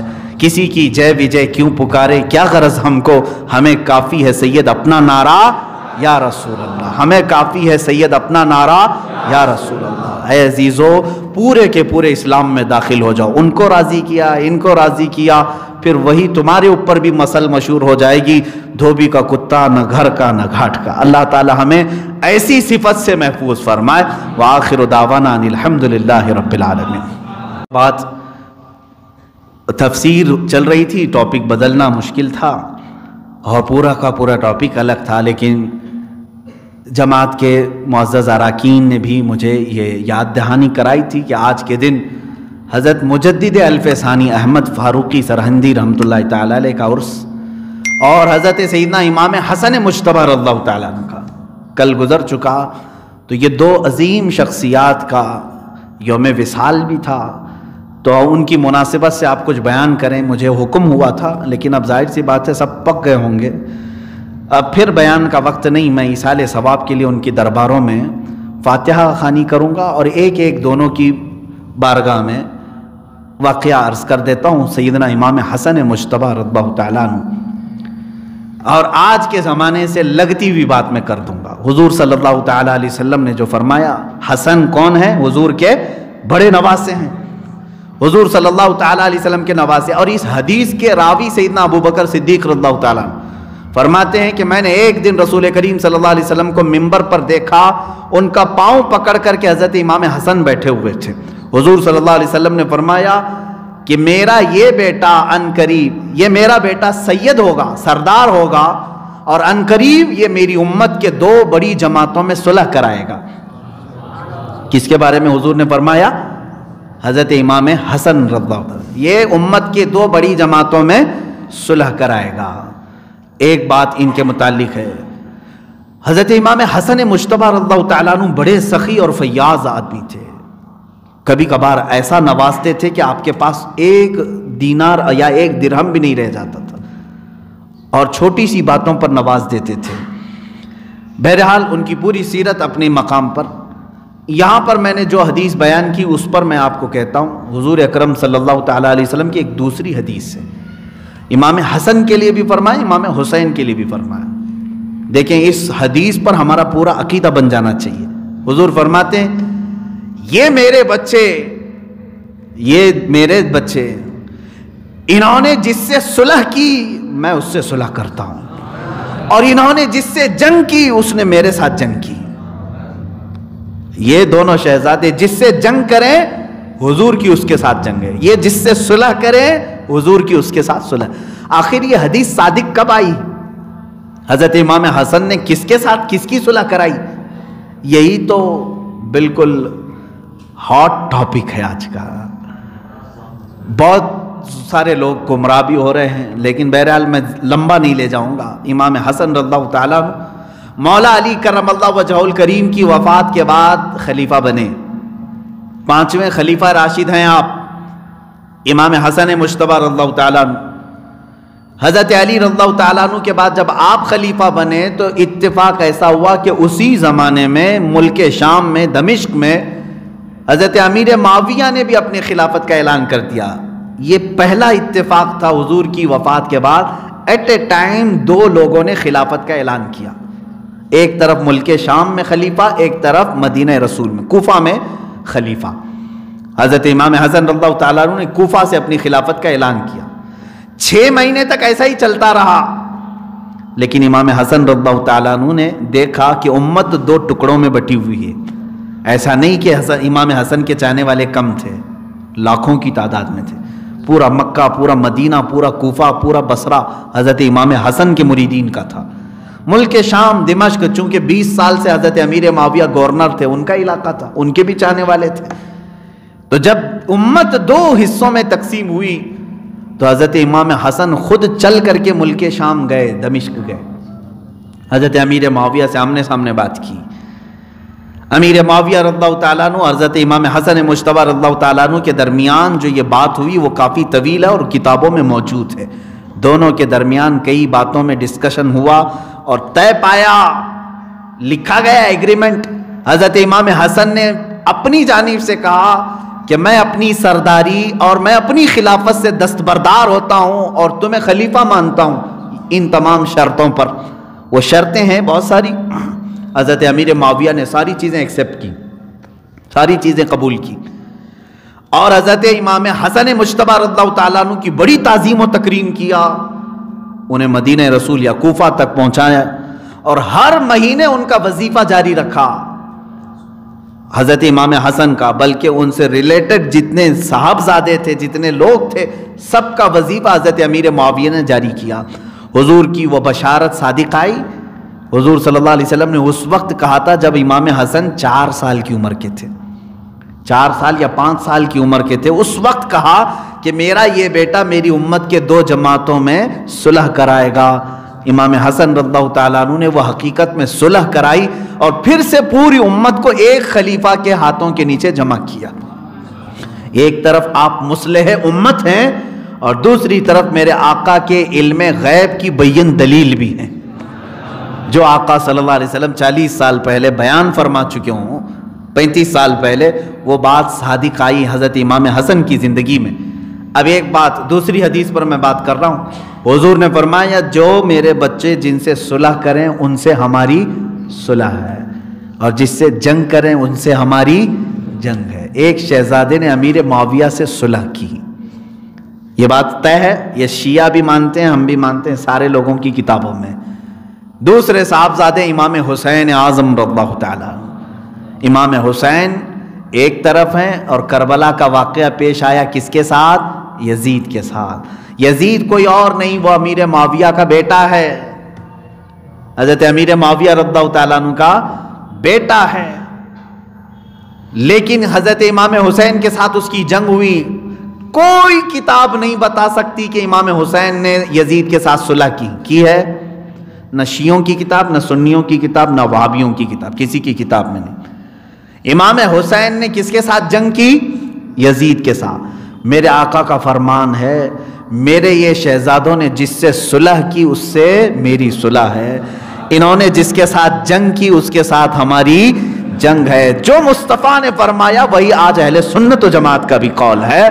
ہم سنی یہی کہتے ہیں حسن مجتبیٰ نے امیر معاویہ سے صلح کی تو سنیوں کی ان سے صلح ہے، حسین اعظم نے یزید سے جنگ کی تو ہماری آخری سانس تک یزید کے ساتھ ہماری جنگ رہے گی۔ یہی سنیوں کا عقیدہ۔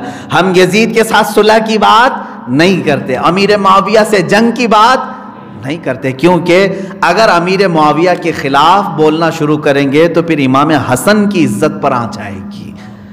ہاں تم کیا جواب دو گے بعد میں؟ امیر معاویہ کو کوسنے والوں، کیا امام حسن کو معلوم نہیں تھا کہ امیر معاویہ غلط آدمی تھا اور جا کر کے صلح کر لی؟ ان کے اوپر الزام نہیں آئے گا؟ ان کے اوپر الزام آئے گا۔ ہاں ہم یزید کو غلط کہتے ہیں اور اسی لیے امام حسین نے اس کے ساتھ صلح نہیں کی۔ سر داد نہ داد دست در دست یزید، ہم تو یہ کہتے سر دے دیا انہوں نے، اس کے ہاتھ میں ہاتھ نہیں دیا، اس لیے کہ وہ غلط تھا۔ اور امام حسین کی عزت یہ ہے کہ غلط کے ہاتھ میں ہاتھ نہیں دیں گے۔ یہی عزت امام حسن کی بھی ہے کہ وہ غلط کے ہاتھ میں ہاتھ دیں گے۔ تو ایک بھائی کو آپ حق سمجھتے ہیں، انہوں نے غلط کے ہاتھ میں ہاتھ نہیں دیا، دوسرے بھائی امام حسن کو کیوں الزام لگاتے ہیں کہ انہوں نے غلط کے ہاتھ میں ہاتھ دے دیا؟ نہیں میرے عزیزو، امیر معاویہ کو اگر وہ غلط سمجھتے، میں سمجھتا ہوں امام حسن جو ہے شہید ہو جانا پسند کرتے لیکن کبھی صلح نہیں کرتے۔ امام حسن مجتبیٰ رضی اللہ تعالیٰ عنہ نے جن سے صلح کی ان سے سنیوں کی صلح ہے۔ ہم امیر معاویہ کی شان میں برا بھلا نہیں کہیں گے، وہ صحابی رسول ہیں۔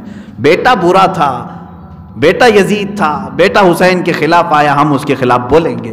اسی طرح ہم سعد ابن ابی وقاص کے بارے میں نہیں بولتے، وہ عشرہ مبشرہ میں سے ہیں، لیکن ابھی میں نے تفسیر میں بتایا امام حسین کی طرف سب سے پہلا تیر پھینکنے والا کون ہے؟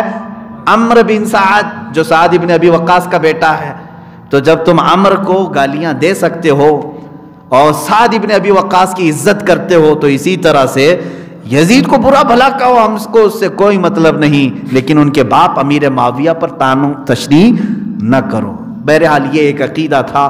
اس کے بعد مجدد الفسانی رحمۃ اللہ تعالی علیہ کا آج یوم وصال، یہ 1000 سال کے بعد آنے والا مجدد ہے ہندوستان کی سرزمین پر۔ جب 975 ہجری غالباً چل رہی تھی اس وقت آپ پیدا ہوئے۔ پنجاب کا علاقہ ہے سرہند، وہیں پر آپ کی پیدائش ہوئی، وہیں پر آپ پلے بڑے، بہت بچپن میں حافظ قرآن ہوئے۔ 17 سال کی عمر میں آپ مفتی کامل بھی بن چکے تھے اور نقش بندی سلسلے میں بیعت ہوئے۔ اس کے بعد آپ کے جو مجاہدانہ کام ہیں وہ سب سے بڑا کام یہ ہے کہ اکبر بادشاہ اس وقت بے دین ہو گیا تھا، دیکھیں وہ بھی ایک چوہا تھا جو ہندوستان میں آیا تھا۔ ہاں بڑی سلطنت پر بیٹھا تھا لیکن بات کیا کر رہا تھا کہ نہیں اب ہر مسجد پر مورتی بھی ہونی چاہیے، ممبر پر مورتی بھی ہو، اذانوں میں سیپ بجائے جائے، دونوں مکس کرنا چاہ رہا تھا۔ وہ ایک نیا دین لا رہا تھا جس کا نام دین الہی اس نے رکھا۔ مجدد الفسانی احمد فاروقی سرہندی ان کا مجاہدہ تھا، ان کا جہاد تھا، اس کے خلاف بولنا شروع کیا، ارے بادشاہ وقت کے خلاف۔ آج جو ہے الیکٹڈ جو ہے پرائم منسٹر کے بارے میں بولنے سے لوگ ڈر رہے ہیں، وہ الیکٹڈ نہیں تھا، وہ زور زبردستی سے آنے والے بادشاہ ہوتے تھے، جنگ کے بل بوتے۔ وہاں کوئی الیکشن نہیں ہوتا تھا جب پہلے رولنگ سسٹم جو ہوتا تھا، رولنگ سسٹم میں رولر ہوتا تھا، باقی کوئی اس کو سیلیکٹ کر کے نہیں بھیجتا تھا، نہ الیکٹ کر کے بھیجتا تھا۔ آج ہماری ہی ووٹوں سے آیا ہوا آدمی ہے، غلط جا رہا ہے تو ہم غلط بولیں گے، تمہارے سے ہماری دشمنی کیا ہے؟ دشمنی اسی بات کی ہے کہ ملک کو بیچو گے تو ہم بولیں گے۔ بہرحال اکبر بادشاہ کے خلاف مجدد الفسانی کھڑے ہو گئے۔ کیسا جہاد رہا ہوگا؟ مولویوں کو سیکھنا چاہیے، علماء کو سیکھنا چاہیے۔ وہ اکھنڈ بھارت کا بادشاہ تھا، یہ چھوٹے بھارت کا نہیں، اس زمانے کے نہیں، اس زمانے کا بڑے بھارت کا بادشاہ، اور بولا تو ظاہر سی بات ہے انجام بھی سخت ہے۔ علماء کا انجام ایسا ہی ہے کہ یا تو جیل میں ڈالے جائیں گے، یا زبان قطر دی جائے گی، مار ڈالے جائیں گے، یا تو پھر خرید لیے جائیں گے، یہی چیز ہوتی رہی ہے۔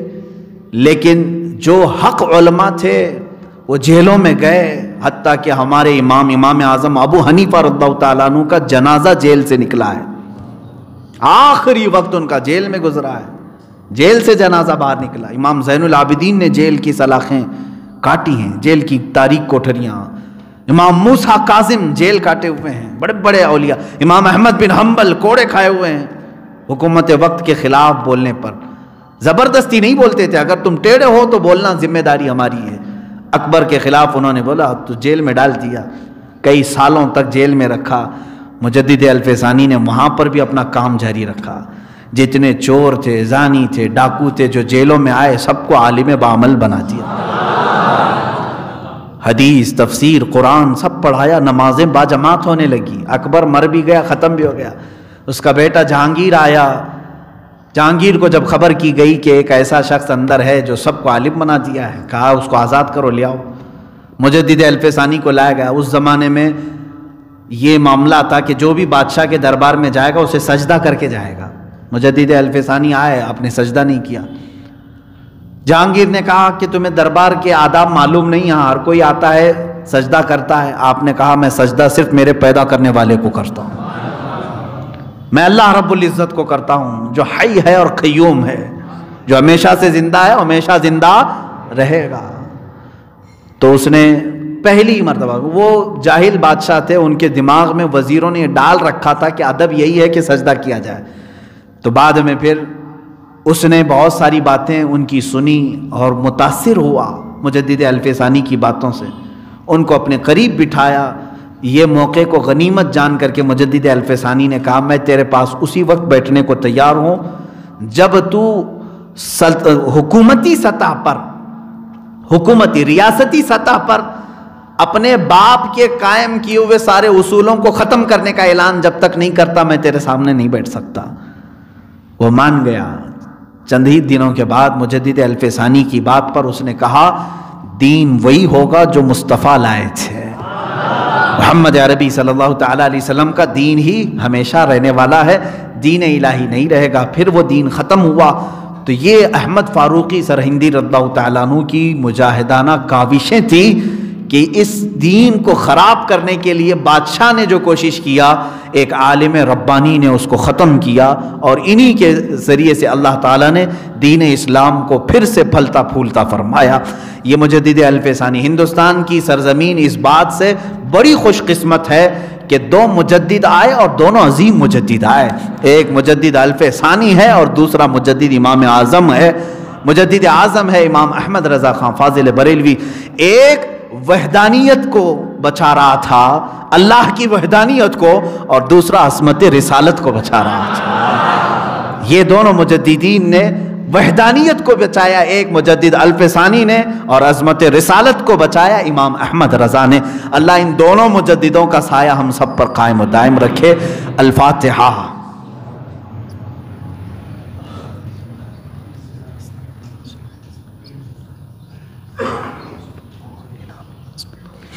الہ العالمین ستار العیوب غفار الذنوب قدیر و جبار خدا، جو کچھ بھی بیان ہوا کہا گیا سب کو اپنی بارگاہ میں قبول فرما، غلطیوں کو کوتاہیوں کو اپنے فضل و کرم سے معاف فرما، جو پڑھا گیا ہے اس کا ثواب اپنے حبیب پاک صلی اللہ علیہ وسلم کی بارگاہ میں نظر قبول فرما، مصطفیٰ کریم صلی اللہ علیہ وسلم کے صدقے و توسل تمام انبیاء، صحابہ، اولیاء، مومنین، مومنات، مسلمین، مسلمات کی روحوں کو نظر کیا قبول فرما، خصوصاً بالخصوص امام حسن مجتبیٰ اور مجدد الفسانی احمد فاروقی سرہندی رضی اللہ تعالیٰ عنہما کی بارگاہ میں نظر قبول فرما۔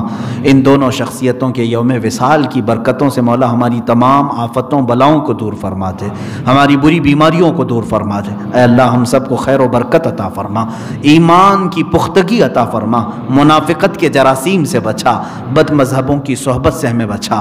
الہ العالمین ہماری دعاؤں کو رسول پاک کے نالین پاک کے صدقے قبول فرما۔ ان اللہ و ملائکتہ یصلون علی النبی یا ایھا الذین آمنوا صلوا علیہ وسلموا تسلیما۔ اللہم صل وسلم علی سیدنا محمد وآلہ واصحابہ وبارک وسلم۔ سبحان ربک رب العزت عما یصفون وسلام علی المرسلین والحمد للہ رب العالمین بحق لا الہ الا اللہ۔